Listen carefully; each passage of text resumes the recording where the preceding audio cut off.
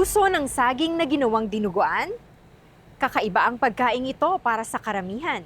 Pero ito ay nagsisilbing alaala ng kahapon para sa tampok nating kusinera ngayong araw.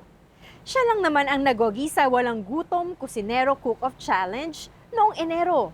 Ano nga ba ang kwento sa likod ng kanyang ipinanalong putahe? Alamin natin sa kwento ng pag-asa at pagbabago ni Cristina Dakendek na Tubong Oriental, Mindoro. Dito lamang sa kwento ng pag-asa at pagbabago. With a score of 94.6%, Barangay Bagong Pag-asa, Quezon City.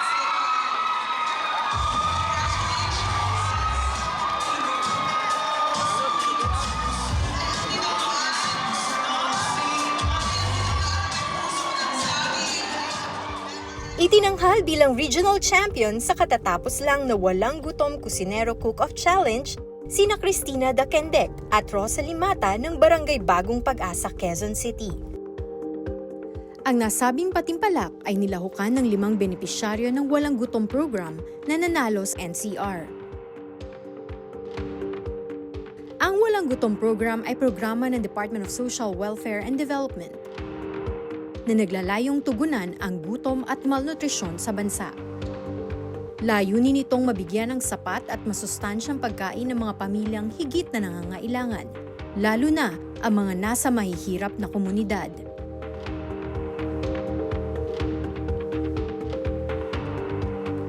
Dahil hangarin po ng ating Pangulo na wala nang nagugutom sa ating bansa. Kaya itinatag po itong programa na Walang Gutom Program.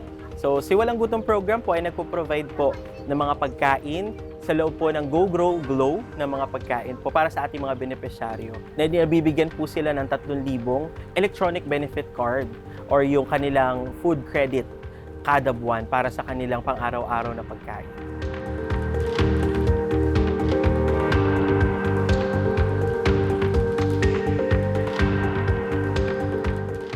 Ipinakita ng mga kalahok sa nasabing Cook-Off Challenge ang iba't ibang putahe na masarap na, masustansya pa. At mabibili lang sa murang halaga. Sobrang saya ko po nung nanalo ako noon. Kasi nung time na yun, talaga pong may exam po yung anak ko at hindi po ako makabayad ng tuition. Talagang nangangailangan po ako. Hanggang isang araw ay tinawagan ako ng DSWD na isa ako sa magiging participant, kaya tuwang-tuwa po ako. Kung sakali po na hindi ako nanalo ng mga panahon na yun is meron naman pong matatanggap, okay na po sa akin yun. Pero nagpapasalamat po talaga ako ng marami. Kabilang sa mga hurado ang mga chef na sina Regina Patricia Cojuangco Gonzalez, Rolando Laudico, Con Cruz, Rafael John Maclang, at Marky Bartolome.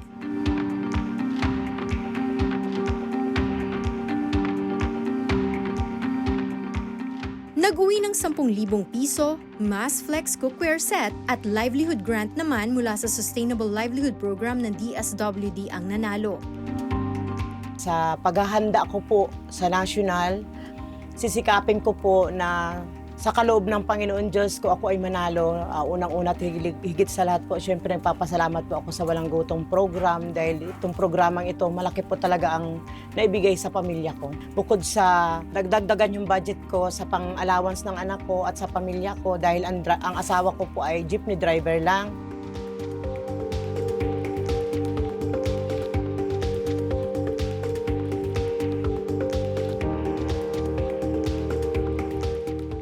Makalipas ang ilang linggo, kinumusta namin sila sa kanilang bahay sa sitio San Roque sa Barangay Bagong Pag-asa, Quezon City.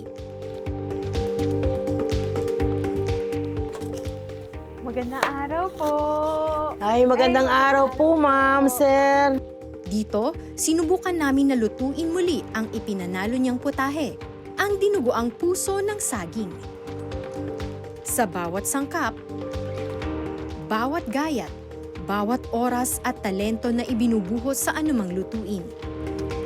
Sa likod nito ay purong pagmamahal na alay sa sinumang tatanggap ng pagkain, sapagkat ang pagkain ay bigay ng may kapal na hindi dapat balewalain. Magandang araw po, nandito po tayo ngayon sa Sitio San Roque, Barangay Pag-asa, Quezon City at kasama natin si Ate Cristina, ang nanalong Walang Gutom Cook-Off Challenger sa regional level. Ano po, at ngayon po, lilutuin natin ang putahe na inyong ipinanalo. Ano po? Yes po. Ito po ay ang Dinugo ang puso ng saging. dinuguang puso ng saging. Okay, so ano po ba ang mga ingredients natin, Ate Cristina? Siyempre, ang nagpapasarap muna ang ating panganang baboy. Mhm. And then, siyempre, yung dugo. May gata din po tayo. At ito po yung mga ingredients niya. Meron tayong Apo. sibuyas, Sibuyas, bawang, luya, bell pepper, at saka yung dalawang sili na pula at konting saka sili. red. Opo. Gagamit din po tayo ng star margarine sa panglas. Yun po yung panglasa natin. Kasi tayo po ay di dapat gumamit ng MSG. Kailangan po natin may grow and grow. Mm-mm. At nabibili lang po ito sa Kadiwa sa murang halaga. Wala pa po itong 400. Mm. Makakakain ka na po ng 5 pamilya. Okay, mura na, masustansya Yes pa. po. Yan ang ipinanalo ni Ate Cristina. Yes po, ma'am.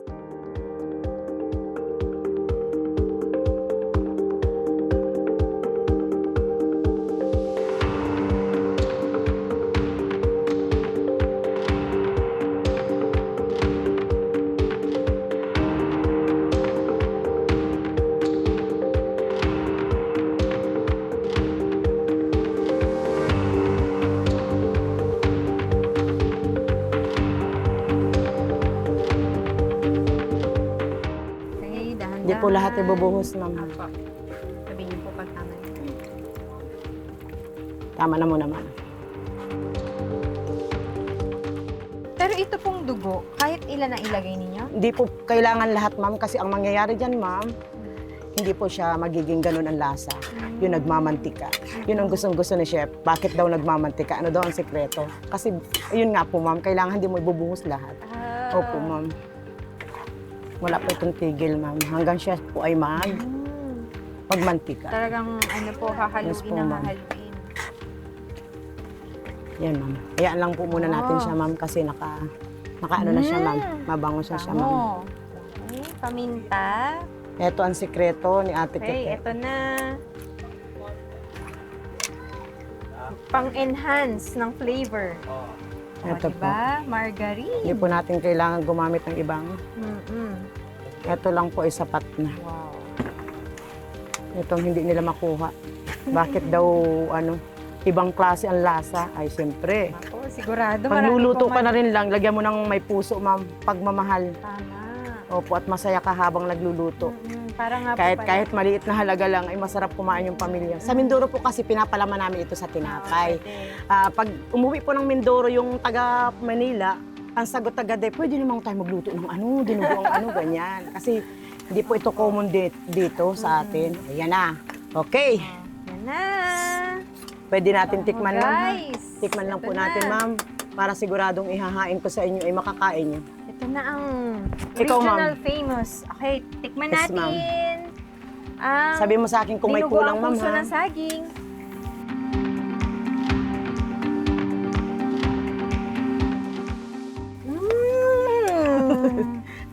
Malasa siya. Okay. Mas masarap, ma'am, ang maanghang. Oo nga po Tayo eh. taga taga Appetizing. Mindoro, hindi talaga tayo basta kumakain ng maanghang na maanghang. No, ma'am, no?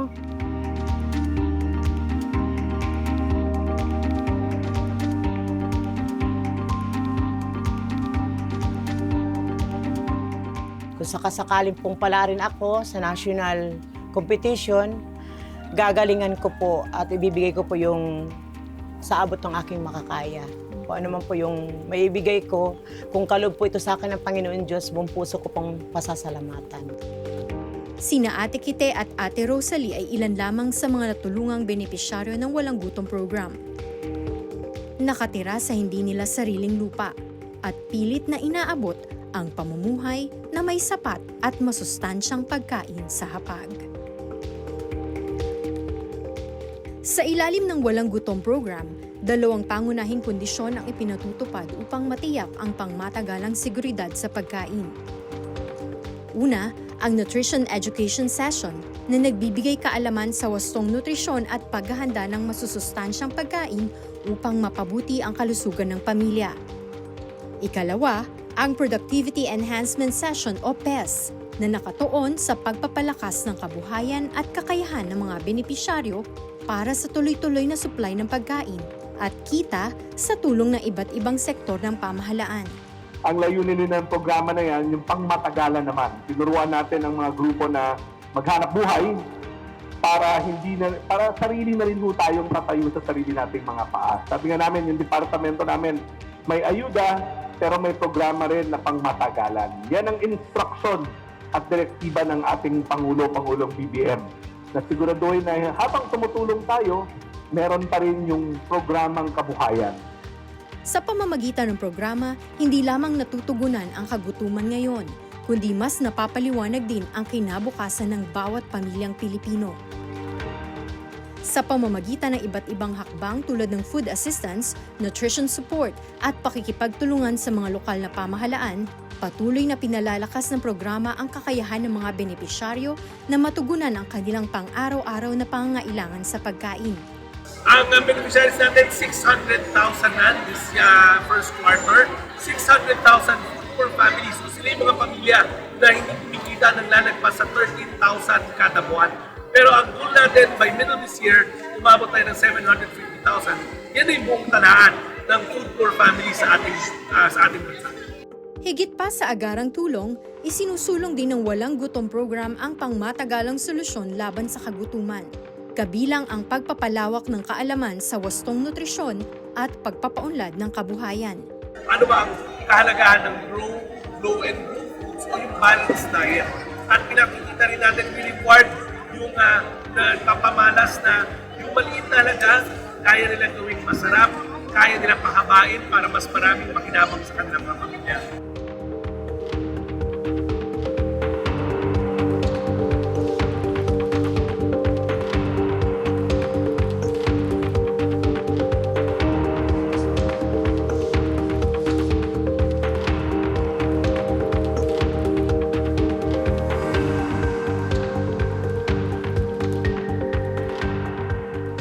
Sa huli, layunin ng programang ito ang isang bansang walang nagugutom, kung saan ang bawat Pilipino ay may access sa sapat, ligtas at masustansyang pagkain at napapanatiling kabuhayan.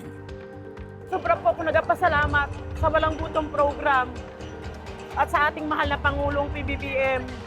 Sana po ganito nga talaga, binababaan mo po yung mga nasa laylayan mo na nangangailangan ng tulong mo.